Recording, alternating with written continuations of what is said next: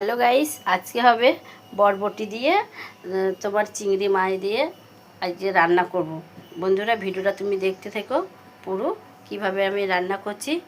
এ দেখো বরবটি, অনেকে লাফা বলে, আমরা বলি বরবটি, তাই সেই বরবটি রান্না করব। দেখো বাজার থেকে এনেছে আটি সময়, দেখতেই পাচ্ছ বন্ধুরা।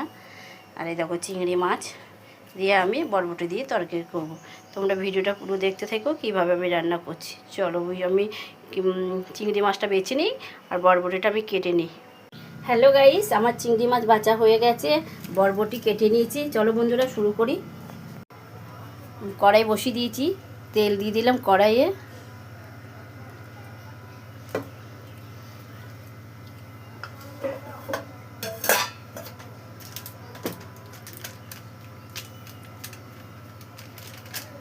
চিংড়ি মাছ কোটা দিয়ে দিলাম।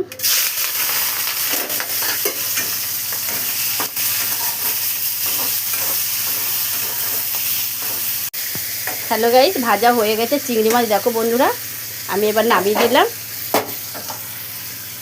এবার কড়াই বসিয়ে দিলাম আর একটা। হ্যালো গাইস, কড়াইয়ে তেল দিয়ে দিলাম।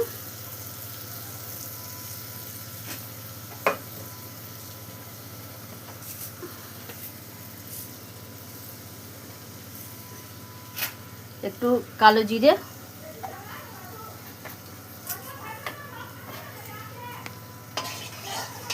তেলটা নাড়াচাড়া করে দিলাম বন্ধুরা। তারপরে দিলাম পেঁয়াজ কুচানো।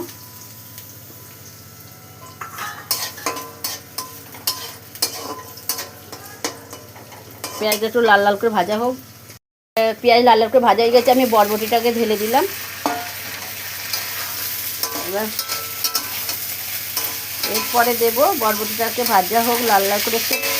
হ্যালো বন্ধুরা, আমার বরবটি না হয়ে গেছে। এই দেখো হলুদ আছে, তোমার লঙ্কার গুঁড়ো, জিরের গুঁড়ো দিয়ে দিলাম বন্ধুরা।